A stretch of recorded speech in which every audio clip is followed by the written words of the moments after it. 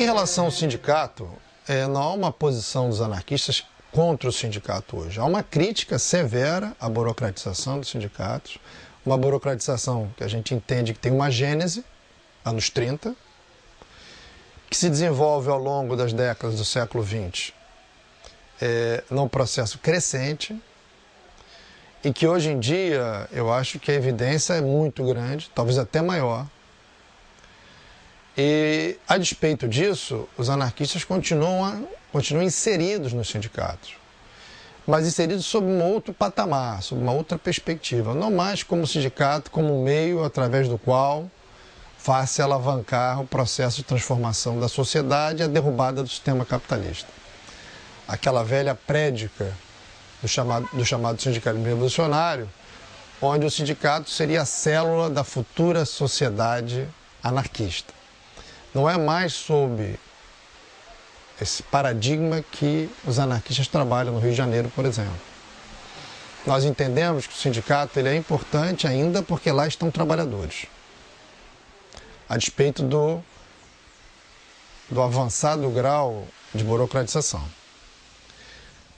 Por um outro lado, por estarmos lá, né, os trabalhadores estarmos lá, é importante que haja uma proposta para o sindicato.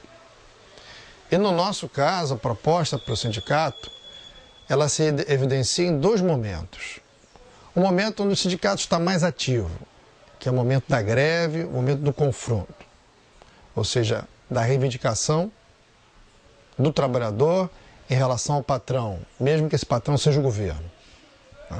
Então, nesse sentido, nós temos uma experiência que remonta aí até muito mais o início dos anos 90, quando em 92 nós ajudamos, junto à nossa base petroleira, ajudamos a ocupar o prédio central do Edisa, na Avenida Chile, aqui no Rio de Janeiro. Então, em 92, os anarquistas tiveram um protagonismo importante na ocupação do prédio do Edisa. E ao longo da década de 90, em várias oportunidades, nós nos aproximamos, porque temos companheiros da base petroleira, nos aproximamos do sindicato, do Sindipetro RJ, por exemplo, em momentos de radicalização desse sindicato. Então nós nos aproximávamos em momentos de radicalização.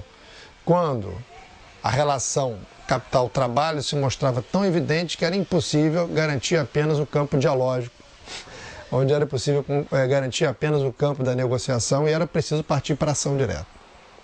Tá? Então nós aparecemos, nós começamos a ganhar uma certa credibilidade, inclusive a partir disso. Em 2001, 2002 e 2003, nós começamos também a atuar na base petroleira, principalmente num movimento muito generoso, importante, chamado movimento de anistia. Esse movimento de anistia era um movimento que propunha o retorno de militantes, inclusive anarquistas, que tinham sido demitidos nas greves de 93 e 94, ainda no período FHC, chamado movimento de anistia. Esse movimento de anistia era um movimento que propunha o retorno de militantes, inclusive anarquistas, que tinham sido demitidos nas greves de 93 e 94, ainda no período FHC, né? 94, 95, melhor dizendo. Essas greves, né, demitiram muitos petroleiros, alguns foram readmitidos e outros não. Então, 2001, 2002, 2003, nós fizemos um movimento importante, movimento de anistia, para a volta desses petroleiros e alguns deles foram readmitidos, inclusive petroleiros que eram do campo libertário. Então, esse trabalho no Sindipetro, o trabalho anterior de alguns desses petroleiros ligados ao campo anarquista nas plataformas de petróleo, mostram que nós também nunca abandonamos totalmente, e até mesmo no nascedouro da CUT, nós nunca abandonamos completamente ou totalmente o campo sindical. Mas é claro para nós hoje que o campo sindical ele não é tão estratégico como ele era no início do século XX, pelos elementos que nós já citamos. O sindicato tem um histórico de burocratização que nós não podemos desprezar. Da mesma forma que não podemos desprezar que os sindicatos têm uma base social. E é com essa base social que nós trabalhamos. Nos sindicatos, por exemplo, de professores, né, sindicatos da educação, nós também temos um acúmulo, uma experiência. É uma experiência de bastante valor e de muito significado, porque ela começa em Cabo Frio, nos anos 90, companheiros anarquistas dentro do sindicato do CEP de Cabo Frio, e se desdobra recentemente na participação de anarquistas no sindicato dos servidores do Colégio Pedro II, por exemplo. Nesses sindicatos, a nossa tônica sempre foi a organização pela base. Então, onde quer que nós estejamos, nós priorizamos a organização pela base. Então, por exemplo, no sindicato Pedro II, a nossa política central é a organização de núcleos de base. Esses núcleos de base, que se organizam nas unidades do colégio, eles são núcleos que não deliberam, mas encaminham muitas decisões de assembleia e levam também decisões da base para as assembleias. Então são núcleos de oxigenação do sindicato, quase que antídotos à burocratização sindical que a gente observa hoje.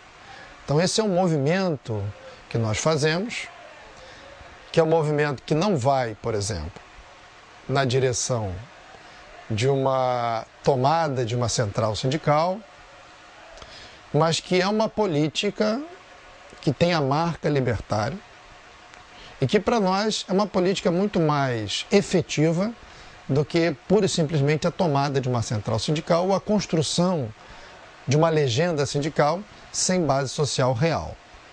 Então, essa é uma discussão que a gente faz e conseguimos, obviamente, dentro da estrutura do monolito burocrático que é o sindicato, nós conseguimos alguns avanços, né?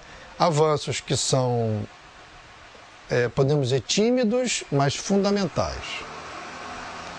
E essa é a questão que se coloca hoje, né, para o anarquismo, na tarefa que ele tem da sua reinserção social.